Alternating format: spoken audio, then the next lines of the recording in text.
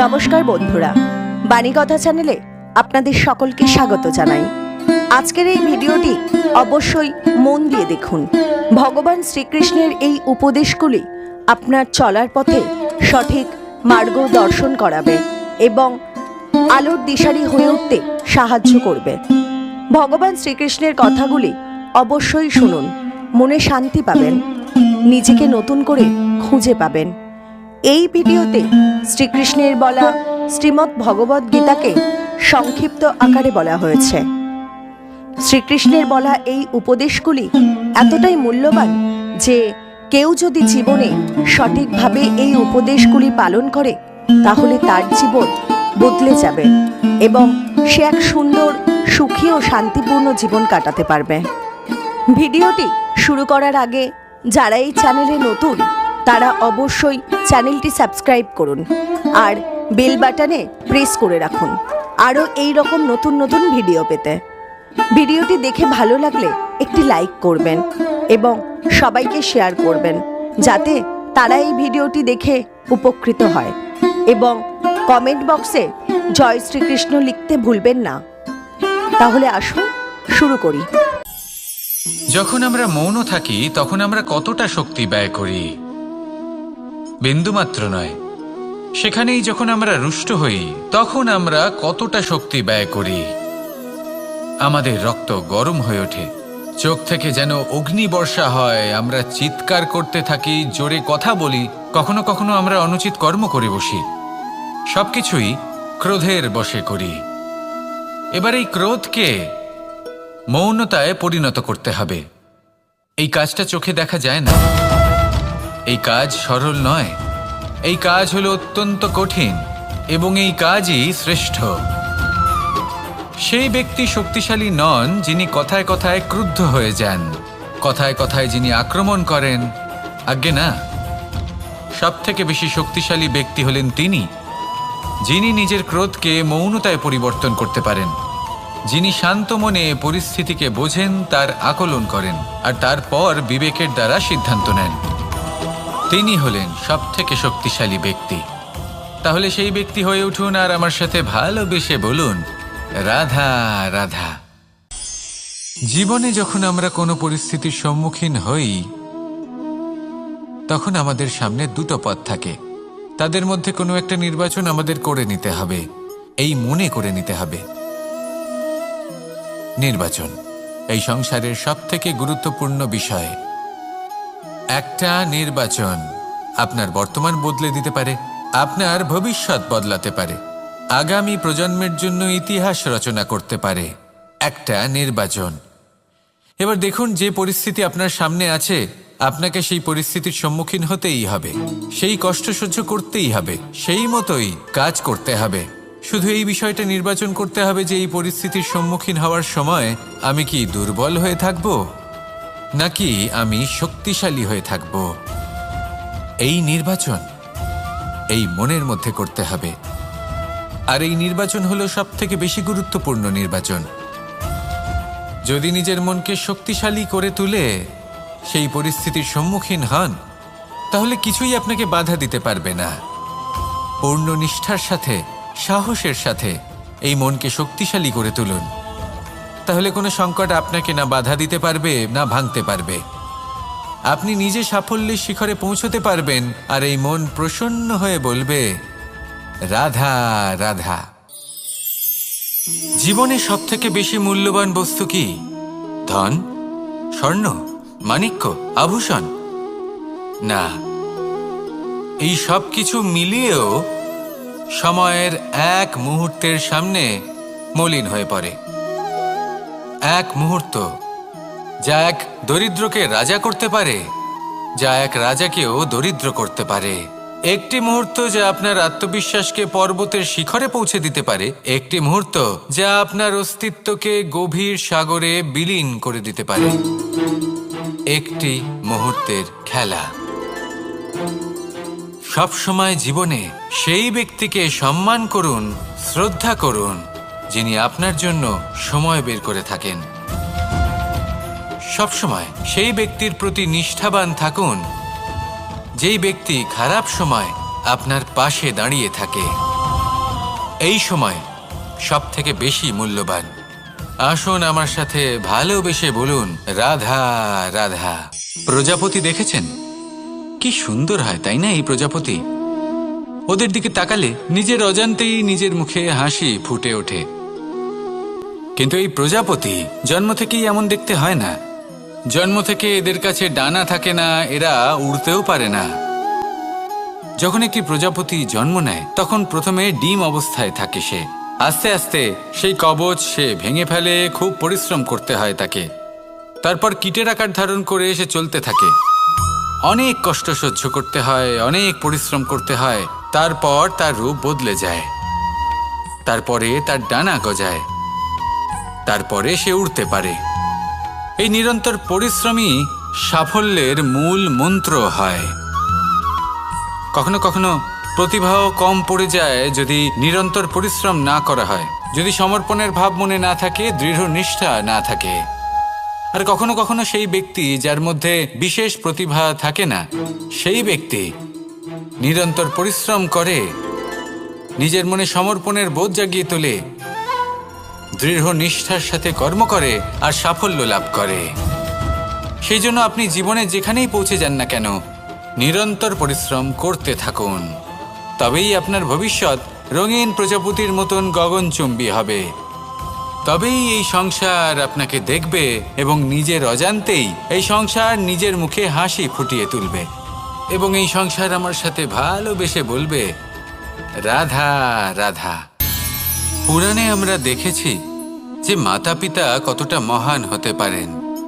কিভাবে শ্রী গণেশ নিজের মাতা পিতাকে পরিক্রমণ করলেন এবং পরম পূজনীয় হয়ে উঠলেন। কিভাবে ভক্ত শ্রবণ নিজের অন্ধ মাতা পিতাকে তীর্থযাত্রায় নিয়ে যাবেন বলে নিজের কাঁধে ওনাদের বসালেন এবং বয়ে নিয়ে গেলেন। এরকম অনেক অমূল্য শিক্ষা আমরা লাভ করে থাকি পুরাণ থেকে। কিন্তু এসব কথা হলো পুরাণের কথা। কথা বলা যাক আমাদের জীবন নিয়ে। আমাদের এই জীবনে আমাদের মাতা পিতা কেন আমাদের কাছে এতটা অমূল্য? কেন আমরা ওনাদের এতটা ভালোবাসি? কেন আমরা ওনাদের এত সম্মান করি? আর কেনই বা ওনাদের এতটা সম্মান করা উচিত? মমতার কারণে। মায়ের মনের এক ধরনের মমতা, পিতারও এক ধরনের মমতা। এই দুইয়ের মমতা ভিন্ন, কিন্তু এনাদের দুজনের মমতার কেন্দ্রবিন্দু হলো ওনাদের সন্তান। মাতা মমতার কারণে সকালে তাড়াতাড়ি উঠে পড়েন, খাবার তৈরি করেন, এটা ভাবেন যে আমার সন্তান যেন অভুক্ত না থাকে। অন্যদিকে পিতা ইচ্ছে না থাকা সত্ত্বেও নিজের মমতাবোধের কারণে নিজের সন্তানের প্রতি কঠোর হন, তাকে জ্ঞান প্রদান করেন, শিক্ষা প্রদান করেন, কারণ উনি চান যে ওনার সন্তান যেন পরবর্তীতে উন্নতি করে, কখনো অভুক্ত না থাকে। এটাই হলো মমতা মাতা পিতার। আর এই মমতা সংসারের অন্য কোথাও আপনি পাবেন না। তাই সবসময় নিজের মাতা পিতাকে সম্মান করুন, ওনাদের ভালোবাসুন, যতটা ইচ্ছে ভালোবাসুন। আর এই ভালোবাসার সাথেই বলুন, রাধা রাধা। সম্পর্ক হলো আমাদের জীবনের একটি আধার। কিছু সম্পর্ক এমন যা আমরা জন্মসূত্রে লাভ করি, যেমন পরিবার, মা বাবা। কিছু সম্পর্ক আছে যা আমরা জীবনে অর্জন করে থাকি, তা সে প্রেমের হোক, স্নেহের হোক বা বন্ধুত্বের। এই সকল সম্পর্ক লাভ করার বা গড়ে তোলার 5টি ধাপ রয়েছে। প্রথম ধাপ, কোনো ব্যক্তির সাথে আলাপ হওয়া, তার সাথে কথা বলা বা তাকে দেখা। দ্বিতীয় ধাপ, সে ব্যক্তিকে আমাদের ভালো লাগা। তৃতীয় ধাপ, আমাদের এটা চাইতে শুরু করা যে জীবনে এই ব্যক্তি যেন আমাদের বন্ধু হন, আমাদের জীবনে থাকেন, বা আমাদের কাউকে ভালোবেসে ফেলা আর এটা আমাদের ভাবা বা চাওয়া যে সেই ব্যক্তি যেন আজীবন আমার সাথে থাকেন, আমার জীবনে আমার সাথী হয়ে। চতুর্থ ধাপ, লাভ করা। এবার এই ধাপটি অনেক মানুষের পক্ষেই খুবই সরল হয়, বড়ই সরলভাবে নিজেদের সঙ্গীকে লাভ করে থাকেন। কিছু মানুষের জন্য এই ধাপ অত্যন্ত কঠিন হয়ে থাকে। অনেক প্রতিকূল পরিস্থিতির ওপর জয়লাভ করে তারা সঙ্গীকে লাভ করেন, কিন্তু লাভ অবশ্যই করেন। এরপরে আসে পঞ্চম, অন্তিম এবং সবথেকে গুরুত্বপূর্ণ ধাপ। সেটা হলো সেই সম্পর্ক পালন করা। এটা হলো এমন এক বিষয় যা প্রত্যেক মানুষের শেখা উচিত। যদি ব্যক্তি নিজের জীবনে সম্পর্ক রক্ষা করতে শিখে যান, তবে প্রত্যেক সম্পর্ক তার জীবনকে স্বর্গ করে তুলবে। আসুন আর আমার সাথে ভালোবেসে বলুন, রাধা রাধা। জ্যোতিষ একটা বিদ্যা, এ হলো একটা বিজ্ঞান। যে নক্ষত্র দশায় আপনি জন্মগ্রহণ করেছেন, যে স্থানে আপনার জন্ম হয়েছে, এগুলো আপনার জীবনের দিশা স্থির করার ক্ষেত্রে গুরুত্বপূর্ণ ভূমিকা পালন করে। কিন্তু যে রাশিতে আপনি জন্ম নিয়েছেন আর আপনার যা নাম স্থির হয়েছে, সেটা আপনার ভবিষ্যৎ নির্ধারণ করবে তা আবশ্যক নয়। রা দিয়ে রাম এবং রা দিয়ে রাবণ, এই দুজনের রাশি সমান ছিল, কিন্তু একজন নিজের শক্তির দুর্ব্যবহার করলেন। স্বর্ণ লঙ্কার অধিপতি রাবণ, চতুর্দিকে বিজয়ী হওয়া সেই ব্যক্তি নিজের পতনের সম্মুখীন হলেন। শ্রীরাম রাবণকে বধ করলেন। শ্রীরাম, যিনি নিজের কর্ম দ্বারা, নিজের পরিশ্রম দ্বারা ঈশ্বর উপাধি লাভ করেছিলেন, 14 বছরের বনবাস ভোগ করলেন, আর যখন বিপদে পড়লেন তখনও নিজের রাজ্যের সাহায্য নিলেন না। বনের মধ্যে নিজে বানর এবং ভাল্লুকদের নিয়ে একটি সেনাবাহিনী গড়ে তুললেন এবং রাবণকে তার কুকর্মের শাস্তি দিলেন। তাই সর্বদা এটা মনে রাখবেন, আপনার খ্যাতি, আপনার ভবিষ্যৎ আপনার কর্ম নির্ধারণ করে, আপনার রাশি নয়। তাই সবসময় শ্রেষ্ঠ কর্ম করুন আর আমার সাথে ভালোবেসে বলুন, রাধা রাধা। আমাদের সকলের কাছে বৃক্ষ অত্যন্ত প্রিয়। আমরা সর্বদাই চাই এই বৃক্ষ যেন সবুজ থাকে, ফুলে ফলে ভরে থাকে, আমাদের ছায়া প্রদান করে, তা যেন সুস্থ থাকে, আমাদের ফল প্রদান করে। আর সেই জন্য আমরা প্রতিদিন সেই বৃক্ষকে জল প্রদান করি। কিন্তু কখনো ভেবে দেখেছেন যে জল তো আমরা বৃক্ষের গোড়ায় দিই, তারপরেও এই জল সেই বৃক্ষের প্রত্যেকটি পাতায় ঠিক পৌঁছে যায়? এটা কিভাবে সম্ভব? কিছুটা এরকমই হলো আমাদের কর্ম। যদি এই পৃথিবীতে থেকে শুদ্ধ মনে সৎকর্ম করেন, এই কর্ম সোজা ঈশ্বরের কাছে গিয়ে পৌঁছয়। যদি শ্রদ্ধাভাব নিয়ে সমর্পিত হয়ে শুদ্ধ চিত্তে আপনি কাউকে সেবা করেন, তা সে মাতা পিতাই হোক, পরিবার হোক, গুরু হোক, পশুপক্ষী হোক বা সমাজ হোক, তাহলে সেটা সোজা ঈশ্বরের চরণে সমর্পিত হয়। সবসময় শুদ্ধ চিত্তে সমর্পিত হয়ে এবং মনে শ্রদ্ধা ভাব নিয়ে কর্ম করুন। ঈশ্বর নিজে থেকেই এর ফল আপনাকে প্রদান করবেন। আসুন আমার সাথে ভালোবেসে বলুন, রাধা রাধা। আশা এবং বিশ্বাস মানুষের জীবনের দুই অমূল্য স্তম্ভ। এটাই হলো ঢাল এবং এটাই হলো অস্ত্র। এটাই আমাদের রক্ষা করে এবং এটাই আমাদের জীবনের পথ প্রশস্ত করে। কিন্তু ছোট একটা সমস্যা আছে। এবার যদি আপনি বটবৃক্ষের থেকে এই আশা রাখেন যে এ আমাকে ফল দেবে, তাহলে সেই আশা ভঙ্গ হওয়াই স্বাভাবিক। আর যদি আপনি বিশ্বাস করেন যে খেজুর গাছ আপনাকে ছায়া প্রদান করবে, তাহলে সেই বিশ্বাসও অবশ্যই ভঙ্গ হবে। তাহলে কি করা উচিত? চোখ বন্ধ করে যে কাউকে বিশ্বাস করার আগে বা যে কারোর থেকে আশা রাখার আগে নির্বাচন করুন যে কার ওপর বিশ্বাস রাখতে চান, কার ওপর আশা রাখতে চান। তবে আমি তো বলবো যে বিশ্বাস করতে হলে নিজের ওপর করুন, যে এই সংসারে এমন কোনো কাজ নেই যা আপনি করতে পারেন না।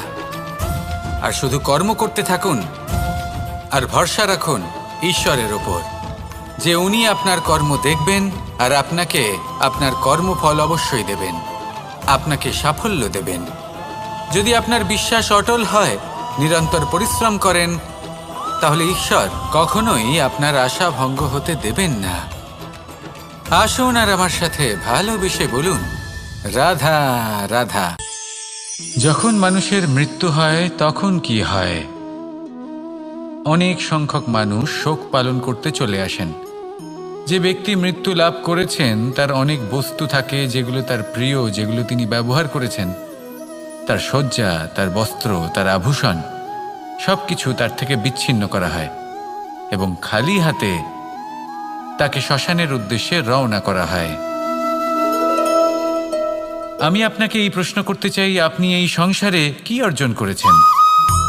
ধন সম্পত্তি, বস্ত্র, আভূষণ, এই সব কিছু যে আপনি অর্জন করেছেন, আপনার মৃত্যুর পরে তা আপনার থেকে দূর হয়ে যাবে। এর উত্তর হলো একটাই, আপনার কর্ম। শুধু সেটাই আছে যা একান্ত আপনার, আর শুধু সেটাই এই সংসার থেকে চলে যাওয়ার পরেও সংসারেই জীবিত থাকবে। যদি আপনি দুষ্কর্ম করেন তাহলে এই সংসার আপনাকে একটি অনুচিত উদাহরণ হিসেবে মনে রাখবে যে এই ব্যক্তি খুব পাপী ছিল, অনুচিত কর্ম করতেন। যে পথে তিনি চলেছেন সেই পথে কারোর চলা উচিত নয়। সেখানেই যদি আপনি সৎকর্ম করেন তাহলে সংসার চিরকাল এটাই বলবে যে খুব ভালো মানুষ ছিলেন, সবাইকে ভালোবাসতেন, সবাইকে সাহায্য করতেন, আমার খুব প্রিয় মানুষ ছিলেন। এটাই হলো শ্রেষ্ঠ কর্ম। সেই জন্য জীবনে শুধুমাত্র ধন সম্পত্তি আভূষণ এই সব অর্জন করতে গিয়ে নিজের মনোনিবেশ করবেন না। শ্রেষ্ঠ কর্ম করুন। সংসার থেকে চলে যাওয়ার পরেও এই কর্মই এই সংসারে আপনাকে জীবিত রাখবে। আসুন আমার সাথে ভালোবেসে বলুন, রাধা রাধা।